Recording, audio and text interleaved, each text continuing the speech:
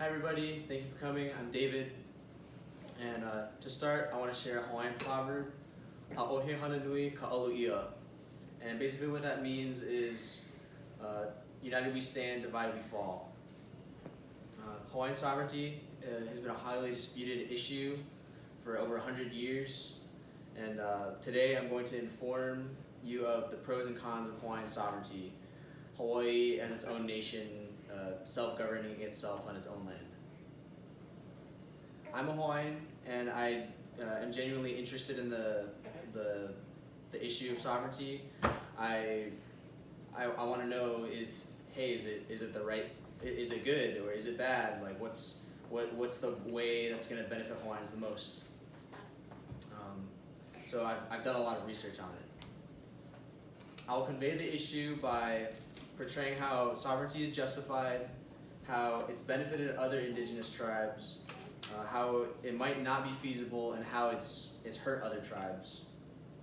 Now that you know what I'm going to be talking about, I'll start by sharing how sovereignty is justified. Hawaiian sovereignty would bring justice to Hawaiian people after the illegal overthrow of Queen Liliuokalani back in 1893. I read an article published by the National Education Association that it shared how it went down in 1893, the Hawaiian overthrow of the monarchy. So basically, the U.S. Marines and sugar plantation owners, they formed a coup against the Queen and forced her to yield her powers to the United States government. She yielded because she wanted to avoid a conflict and bloodshed on Hawaiian people, and under the condition that authority be restored to her once the representatives in the mainland found out about the illegal overthrow. President Cleveland, the president at the time, he did an investigation and found that he stated that it was an illegal act of war on the Kingdom of Hawaii. So the U.S. government admitted that it was an illegal overthrow, and the Hawaiians, if the government's doing it, the Hawaiians definitely acknowledge that it was illegal. Dr. Haunani K. Trask, in an interview about Kaho'olawe, she stated, "I realize how much people don't know about Hawaii. In fact, 90% of it is made up by the Hawaii Visitors Bureau that says, oh, we're soft and kind, and we wanted to be part of the United States. It's all a lie, so it later became a part of the sovereignty movement." She's just one of the many Hawaiians who speak out against it, and they are frustrated with how people don't know the history and how it's justified, how it's not justified. So many Hawaiians believe that sovereignty is just.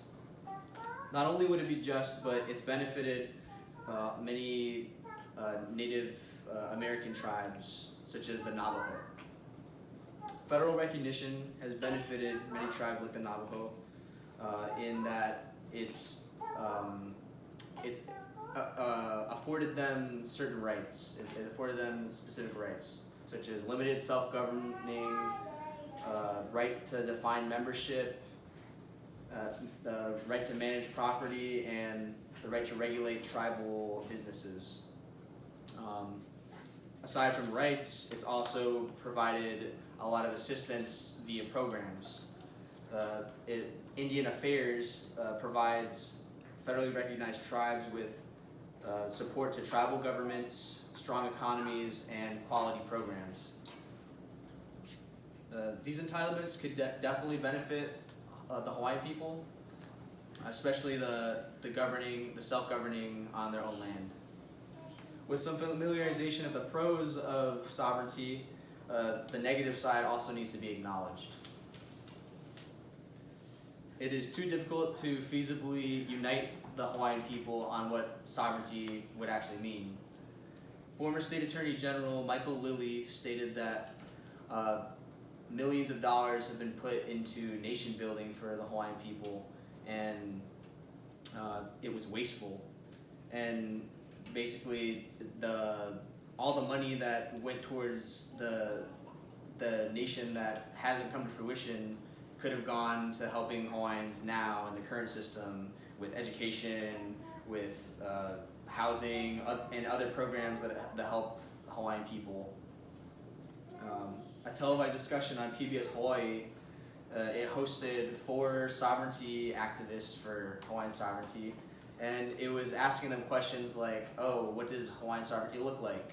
How is this going to be achieved? What do you want?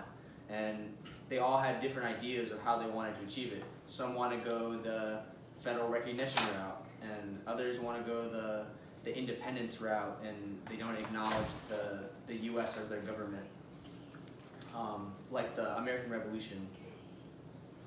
So each had a different way of visualizing it, and one even stated that all Hawaiians probably have a different idea of what sovereignty means, and this could be a problem for the movement for the Hawaiian people overall.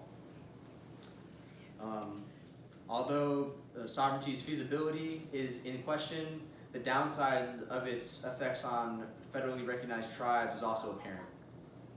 According to a study by the Northwestern University, 1/3 of Native Americans are in poverty. Reservations don't provide adequate economic opportunity. The U.S. Government Accountability Office stated that high staff vacancies and poor management has also put weak implementation of the programs that I mentioned before. They're not kept up to date, and like roads aren't taken care of, and they're just implemented poorly. This is something that would have to be answered by sovereignty leaders. Like would sovereignty be implemented well for Hawaiians, or would it be worse than it is for Native Americans? With an understanding of the downsides of sovereignty on federally recognized tribes, I hope I was able to inform you of how sovereignty is justified, how it's helped other tribes, how it might not be feasible, and how it's hurt other tribes. The purpose of this speech today was to inform the audience here of the pros and cons of Hawaiian sovereignty.